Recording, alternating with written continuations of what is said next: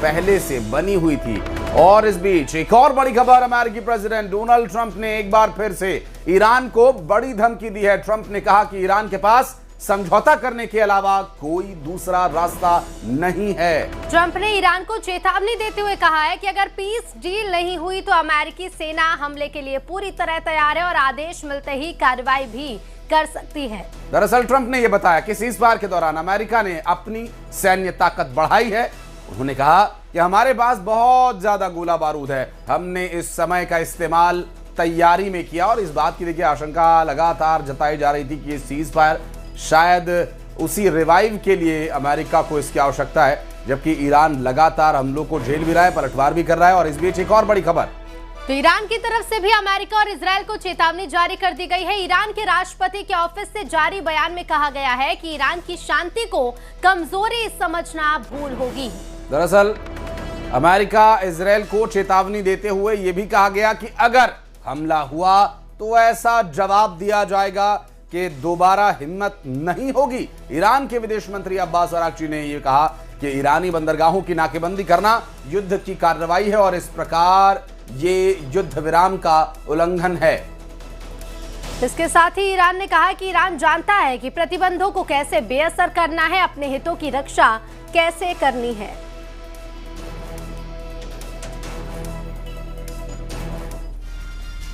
और अब बढ़ते आगे, रुक करेंगे कुछ अन्य खबरों का। गृहमंत्री अमित शाह का कांग्रेस पर तीखा जुबानी हमला देखने को मिला है।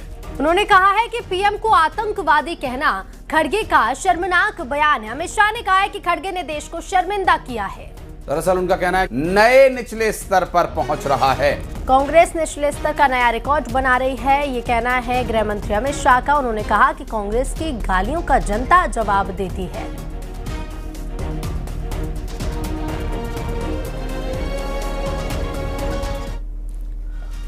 तो प्रधानमंत्री पर दिए गए विवादित बयान को लेकर अब कांग्रेस अध्यक्ष मल्लिकार्जुन खड़गे ने सफाई भी दी है। दरअसल मल्लिकार्जुन खड़गे ने कहा कि उनकी बात का गलत अर्थ निकाला गया और उन्होंने कभी भी प्रधानमंत्री को आतंकवादी नहीं कहा। तमिलनाडु में चुनाव प्रचार के दौरान कांग्रेस के अध्यक्ष मल्लिकार्जुन खड़गे ने प्रधानमंत्री नरेंद्र मोदी पर एक बयान दिया था जो विवादित होने की बात कही जा रही थी और उसमें आतंकवादी जैसे शब्द का इस्तेमाल किया गया था और ऐसे आरोप उन पर लगे कि प्रधानमंत्री को अपशब्द कहे गए थे, जो कि अब सियासी गलियारों में इनके विरोध का कारण बन रहा है, जिस पर मल्लिकार्जुन खड़गे सफाई दे रहे हैं।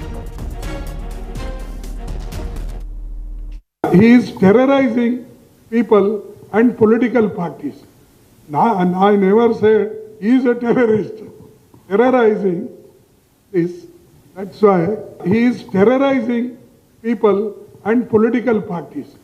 I never said he is a terrorist. Terrorizing is, that's why